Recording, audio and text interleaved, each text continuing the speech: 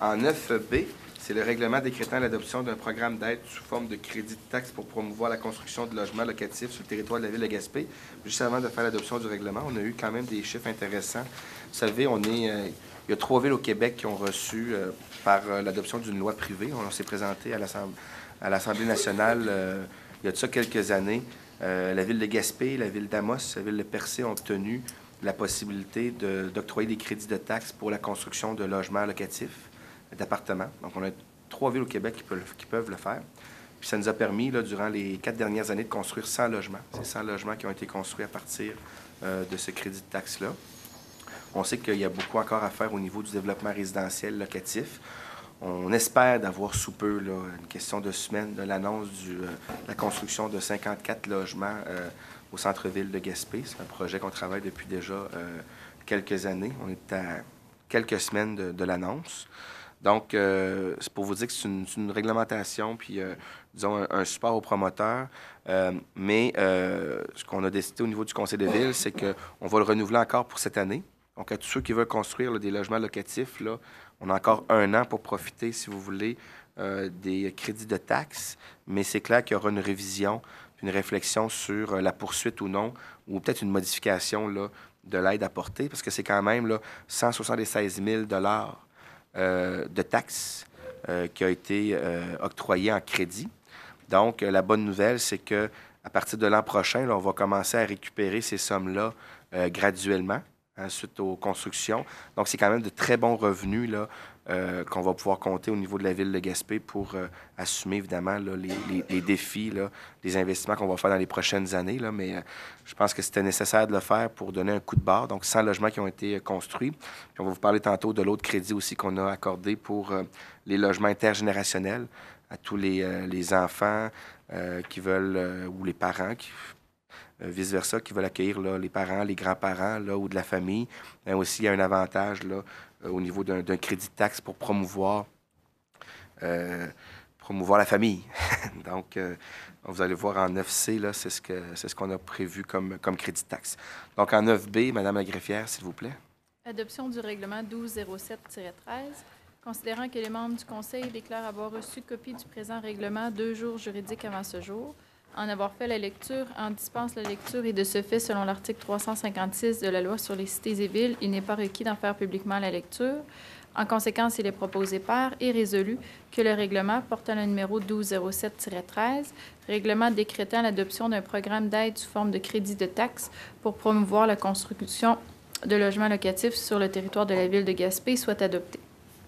Je propose. Proposé par Mme Perret, ça va pour tout le monde? Oui. Oui. J'aimerais peut-être ajouter Oui. une chose, que si on a pris une décision comme ça aussi, ça avait été fait en pensant en conformité avec notre politique sur la famille. Hein. Exact. C'est une des actions qu'on privilégiait dans le plan d'action. Tout à fait. Voilà. Donc, en 9C, Mme la greffière, s'il vous plaît. Adoption du règlement 1208-13. Considérant que les membres du Conseil déclarent avoir reçu copie du présent règlement 2 jours juridiques avant ce jour, en avoir fait la lecture, en dispense la lecture et de ce fait, selon l'article 356 de la Loi sur les cités et villes, il n'est pas requis d'en faire publiquement la lecture. En conséquence, il est proposé par et résolu que le règlement portant le numéro 1208-13, règlement décrétant l'adoption d'un programme d'aide sous forme de crédit de taxe pour promouvoir la construction de logements intergénérationnels sur le territoire de la ville de Gaspé, soit adopté. Proposé par M. Kenville. Ça va pour tout le monde? Oui. On arrive maintenant aux affaires nouvelles. En 12A, c'est pour le dépôt des intérêts pécuniaires. Mme la greffière également.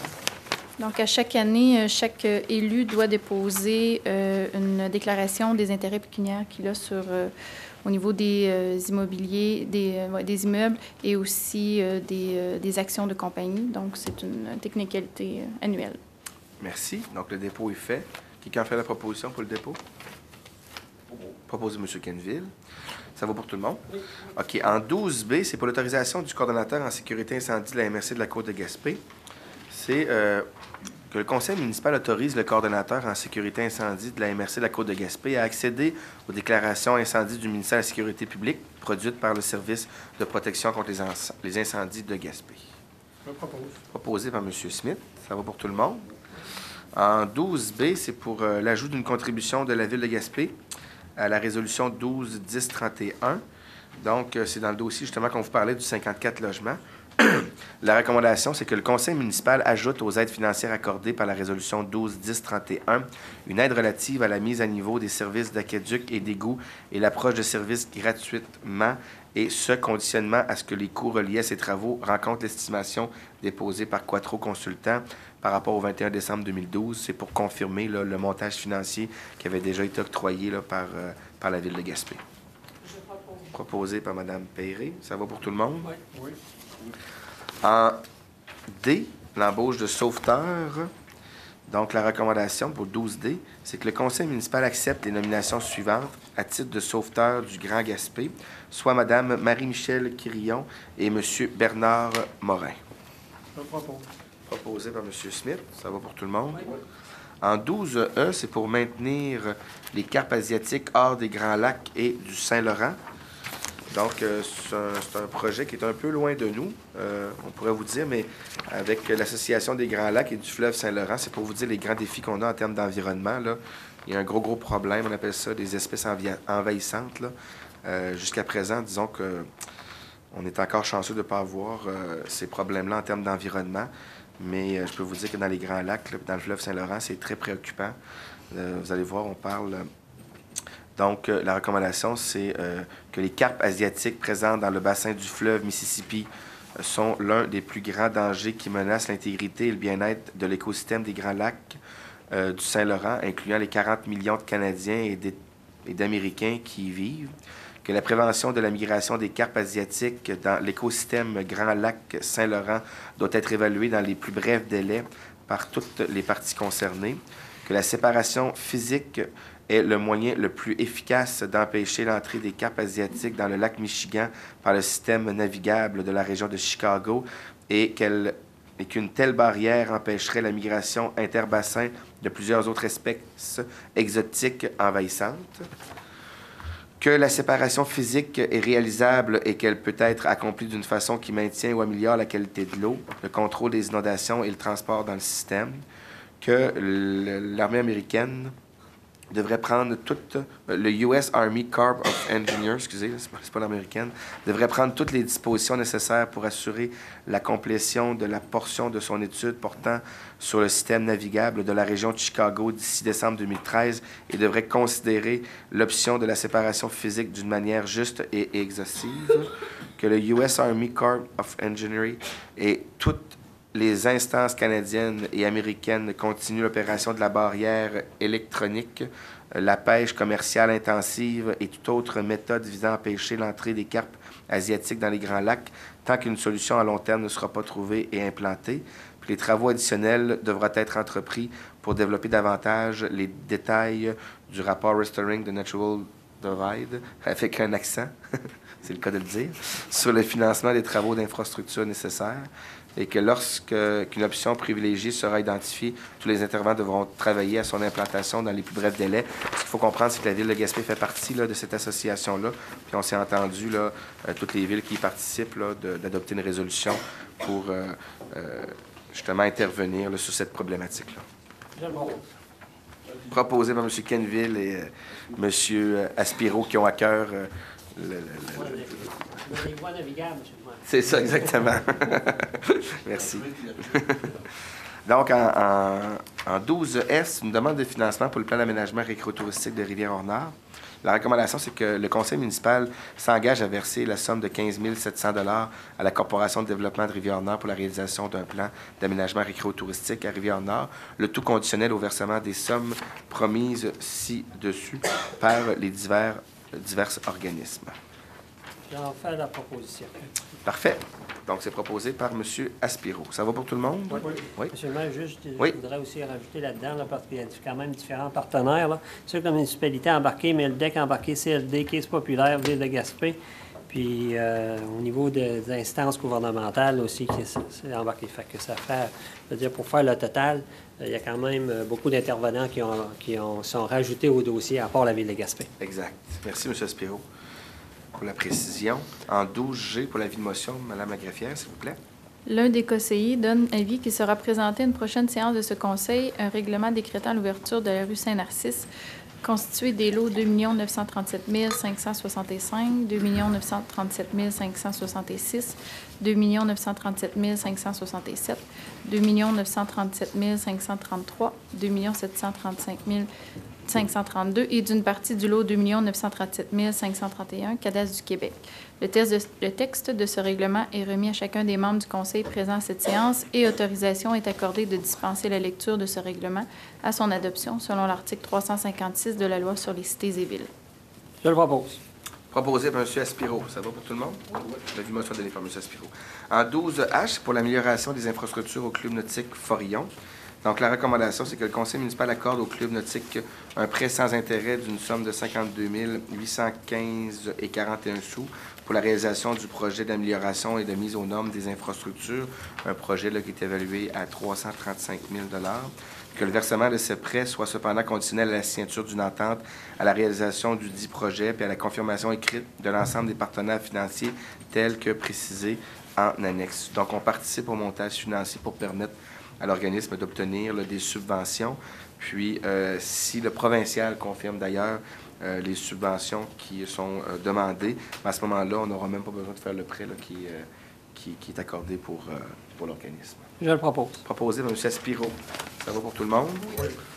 En 12I, c'est une cession de terrain en faveur de la ville de Gaspé pour la virée rue Saint-Narcisse. La recommandation, c'est que les frais de notaire et d'arpenteur géomètre pour finaliser ces transactions soient assumés par la municipalité. Que le mandat d'arpentage soit confié à Gérard Jonca, arpenteur géomètre. Que le mandat de préparer l'acte requis soit confié à Maître Raymond Gagné. Et que le maire et la greffière soient autorisés à signer les documents requis. Que les frais d'arpentage soient imputés au poste budgétaire 02 140 00 412 et les frais de notaire au poste budgétaire 02 190 00 459 et les frais d'acquisition imputés au règlement 1098-10. Je le propose. Proposé par M. Aspiro. Ça va pour tout le monde? Oui. En 12J, c'est pour une vente de terrain que la Ville de Gaspé vende à Transport du Puy une partie des lots 384-4 et 384-6 correspondant à un terrain A sur le plan qui est préparé par M. Jocelyn Villeneuve, directeur du service d'urbanisme et de l'aménagement de l'environnement, puis que le prix pour ce terrain soit fixé à 20 000 plus les taxes applicables, puis que la vente soit faite sans aucune garantie légale au risque et péril de l'acquéreur. Que le maire et la greffière soient autorisés à signer les documents requis et soient autorisés à inclure toutes les clauses pertinentes lors de la transaction. Que les frais d'arpentage relatifs à la cadastration de ce lot et du résiduel et de notaire soient à la charge de l'acquéreur. Que le terrain cédé par la Ville à l'acquéreur devra respecter les normes en vigueur de la direction de l'urbanisme de la Ville de Gaspé pour l'exploitation de son commerce. Que l'arpenteur géomètre devra communiquer avec le directeur de l'urbanisme afin d'établir les mesures du terrain à céder. Proposé par M. Kenville. Ça va pour tout le monde? Oui. On arrive donc à la fin de la rencontre. Oui. Un point que j'ai oublié, M. le maire, avant de... Oui, M. Kenville.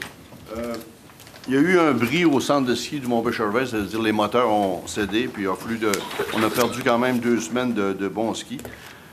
J'aimerais, au nom du conseil d'administration du centre de ski Mont-Péchervais, remercier les employés de la ville, c'est-à-dire l'équipe de Frédéric Savage, c'est-à-dire M.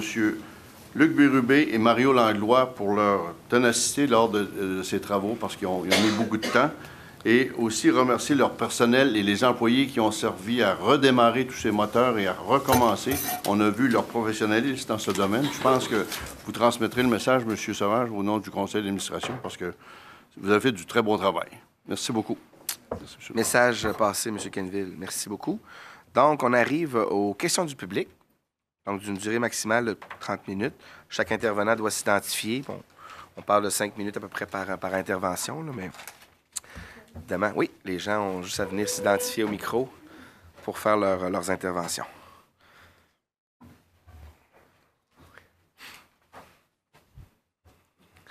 Alors, bonsoir. Voyons, je passe les rangs.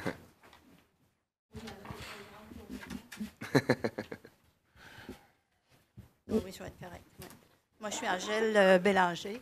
Oui. Mais je veux tout d'abord m'adresser à Madame la conseillère, Messieurs les conseillers, puis Monsieur le maire. Je veux vous remercier d'avoir eu la sagesse de passer le règlement que vous avez passé. Mais je veux aussi vous remercier pour avoir eu toujours la même direction. Moi, j'étais ici le lundi, le 14 janvier.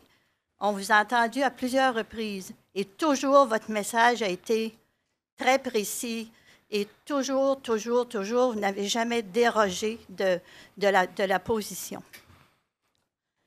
Là, je vous félicite pour tout ça. Merci. Maintenant, je vais faire un commentaire. Oui. Aujourd'hui, j'entendais à la radio, il y a eu une Mme Payette qui a fait une analyse sur le journalisme des grandes villes vers la campagne, des campagnes vers la grande ville. Exact. On peut dire qu'il s'avère qu'elle a vu juste parce que c'est ce qui se passe. Exact. Les médias nationaux, ils ne parlent pas de l'eau. Jamais on les entend parler de l'eau. Exact. Hein? Ici, maintenant, moi, je suis certaine, avec tout ce que vous avez fait, que vous avez dit, la population est mieux informée. Oui. C'est sûr qu'on peut encore avoir de l'information. Il y a trop de monde qui parle à travers leur chapeau. Les gens qui n'ont jamais mis les pieds ici. Moi, j'aurais une suggestion à vous faire. Oui. J'ai entendu dire entre les branches que lors de la grande traversée, la première ministre sera ici. Oui. Moi, ce que je vous suggérerais, c'est que Madame la première ministre, Madame la ministre Ouellette, leur faire un tour de la rue Forêt. Oui. Les amener là, monter la côte à pied, rendu en haut, regarder le paysage, exact. La proximité de la rivière Saint-Jean, la belle baie, comme vous avez dit, le garde-manger quand il fait chaud des baleines. Oui. Et à ce moment-là, je suis convaincue qu'elle n'aurait plus la même opinion. Parce qu'on entend tellement de choses qui sont fausses. Il y a vraiment de la désinformation. Puis moi, je pense qu'avant que le gouvernement prenne vraiment une décision, il faut que vous les ameniez ici. Puis je suis sûre qu'à partir du moment... Parce que quand on est dans ce secteur-là, le secteur Sandy Beach, Haldimand, c'est un peu pour nous autres comme notre vieux port à Montréal puis le vieux port à Québec. C'est vrai. Est-ce qu'on accepterait que quelqu'un aille faire du forage là? Mm-hmm. Surtout quand nos sources d'eau potable sont là. Alors, moi, c'est ce que je voulais vous dire. C'est vraiment... Merci beaucoup du commentaire. Il est excellent, très pertinent. Effectivement, on l'a toujours dit, hein, puis on le disait dans nos interventions, si tous les Québécois avaient la chance de mettre leurs deux pieds à Haldimand, dans ce joyau naturel, la décision serait facile à prendre, puis les gens comprendraient pourquoi qu'on veut protéger ce merveilleux coin de pays-là. J'ai toujours dit aussi que si Haldimand serait à une demi-heure de route de Montréal ou de Québec, là, personne ne pourrait même imaginer qu'on irait forer dans un lieu aussi fragile en termes de l'environnement, puis aussi près des populations. Écoutez, on va passer le message, puis ce que vous dites est tellement vrai que disons, le seul ministre à date qui est venu, évidemment, avec notre ministre régional, M. Lelièvre, là, mais c'est M. Blanchette, le ministre de l'Environnement. Puis je peux vous dire que quand il a mis les deux pieds sur la rue Forêt, il a été sur la rue Forêt, sa première réaction, ça a été « ben voyons donc, comment ça, on a autorisé ça? Ça se peut pas, tu sais. » Puis pour lui, c'est clair qu'à 350 mètres d'une maison, c'est pas acceptable, là, comme le souhaite, disons, le gouvernement d'avoir les plus hauts standards en termes d'environnement puis les plus hauts standards en termes d'acceptabilité sociale. Donc, c'est vrai que quand les gens... puis on va peut-être en profiter à travers tout ça, là, saisir une opportunité que j'appelle pour inviter tous les Québécois et Québécoises qui ont entendu parler du dossier là, des hydrocarbures en Gaspésie, là, de venir nous visiter cet été, de venir voir la plage à Haldimand, de venir mettre leurs deux pieds dans notre magnifique baie, là, puis de profiter de ce coin de pays-là. Puis je suis convaincu qu'on va avoir par la suite un appui là, très important de l'ensemble des Québécois et Québécoises. Très belle intervention, Mme Bélanger. Merci. Est-ce qu'il y aurait d'autres commentaires, d'autres questions? Ça fait le tour pour ce soir. Bien, écoutez, merci beaucoup de votre présence. C'est très apprécié. C'est important. Puis, bien, écoutez, à la prochaine. Merci. Oui, proposé à M. Quenneville.